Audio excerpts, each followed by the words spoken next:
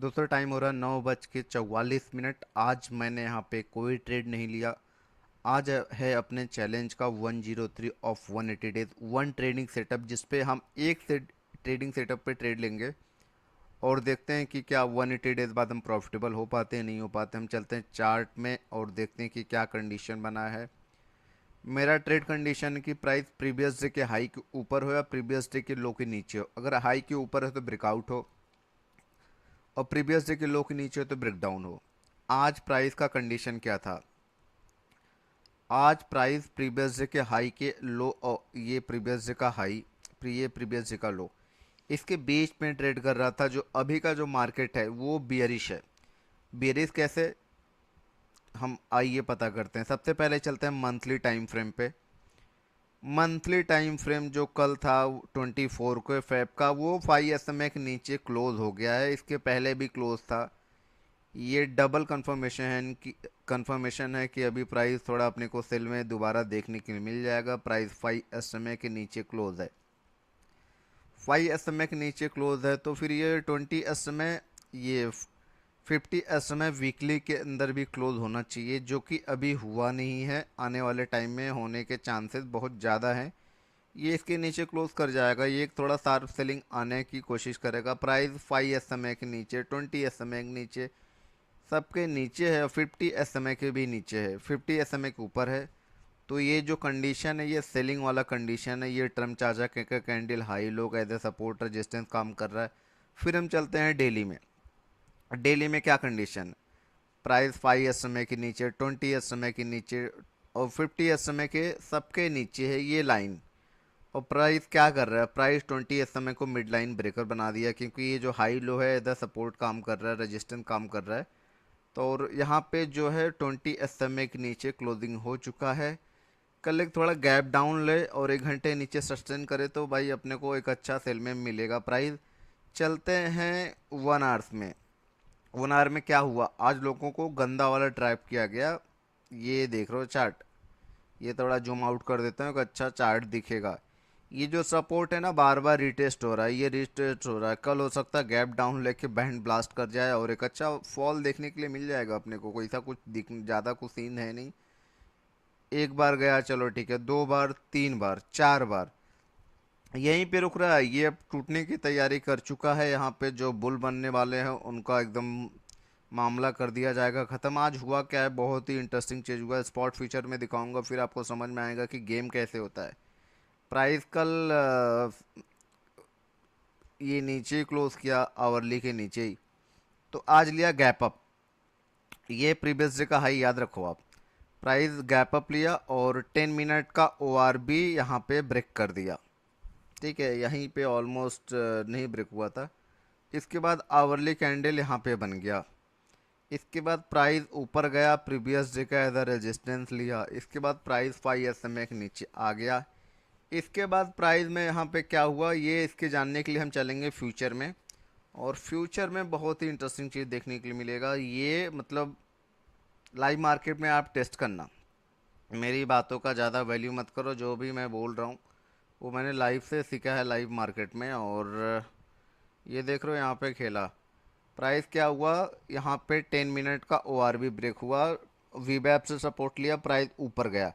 इसके बाद previous day का जो हाई था, ये प्रीवियस डे का हाई था, ये रेजिस्टेंस लेके प्राइस साइडवेज हो गया। यहाँ पे बहुत सारे लोगों जो अपने छोटे पैसे वाले हैं, हमारे जैसे लोग, जो थोड़ा गैप अप लेने के बाद तो उनका वी लॉन्ग हो जाता है, जो बायसनेस रखते हैं कि आज तो लॉन्ग ही करेंगे भाई, गैप अप हुआ। प्राइस में क्या हुआ, यहाँ पे हुआ ये कि प्राइस बड़े प्लेयर्स ने माल बेचना चालू किया, माल बेचना चालू किया। इसके बाद जैसे 20 SMA और ये 20 SMA ने वीवैप को क्रॉस करके नीचे क्लोज किया। इसके बाद बूम, यहाँ पे देख रहे हो 1-1 लाख 2-2 लाख की जो क्वांटिटी है यहाँ पे डिस्ट्रीब्यूशन हुआ। इसके बाद बैंड पतला हुआ, सीधा फॉल। मतलब समझ रहे हो, यहाँ से जो यहाँ पे बाई किया है, इस लेवल पे कोई मान लो बाई किया है, उसको यहाँ पे यह प्रॉफिट दिखा। इसके बाद लोगों को लगा रहे वीवैप के ऊपर है, वीवैप के ऊपर है। वीवैप वीवैप काम कब करता है? अगर प्राइस प्रीवियस डे के हाई या प्रीवियस डे के लो के नीचे हो, इसके बाद आवरली ब्रेकआउट हो, वहाँ पे वीवैप काम करता है। अगर प्राइस प्रीवियस डे के हाई और लो के बीच में है तो वीवेप काम नहीं करता, वहाँ पे वीवेप की असल हंटिंग होती ही होती है।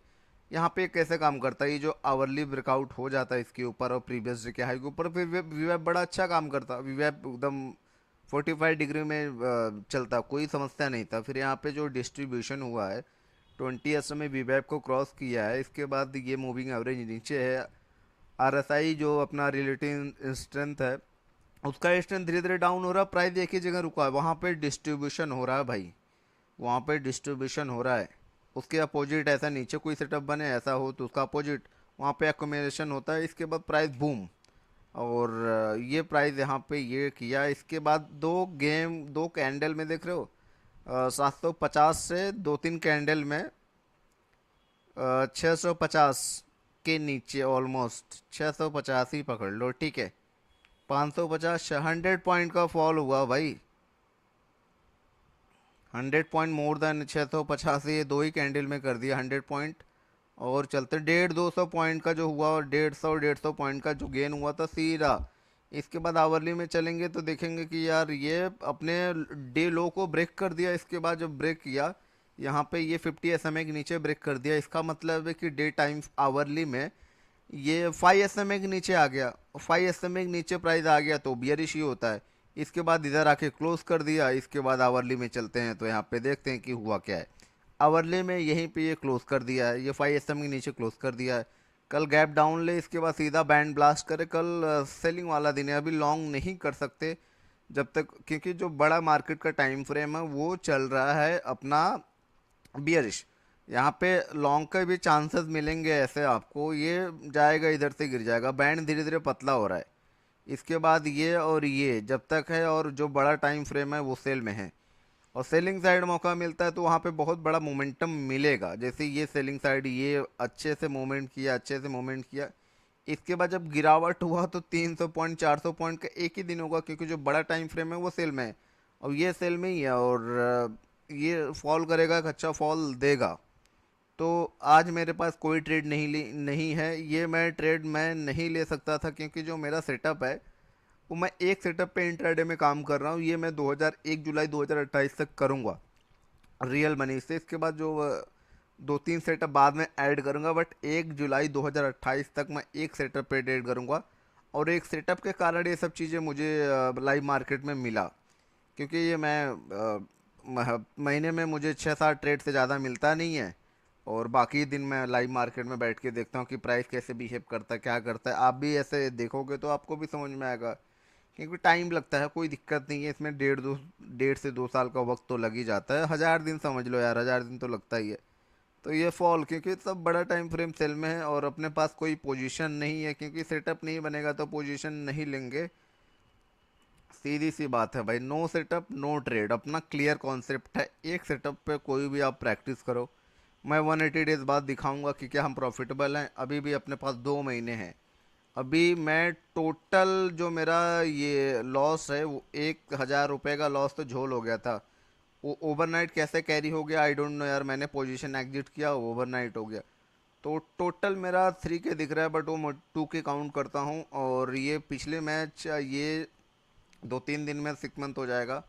तो मैंने अभी तक जो मेरा लॉस हुआ है प्रॉफिट लॉस मिला के 2000 है, मतलब मेरे कैपिटल का 4%, 6 महीने में लॉस, ब्रोकरेज मिला के तो अपना 8-9 हज़ार ही हो रहा है, वो तो चलो फाइनल लॉस मानेंगे। तो धीरे धीरे अभी मेरा ट्रेड कम होता जा रहा है, सिस्टम रिफाइन होता जा रहा है। चलो बस आज के लिए इतना ही, मिलते हैं कल।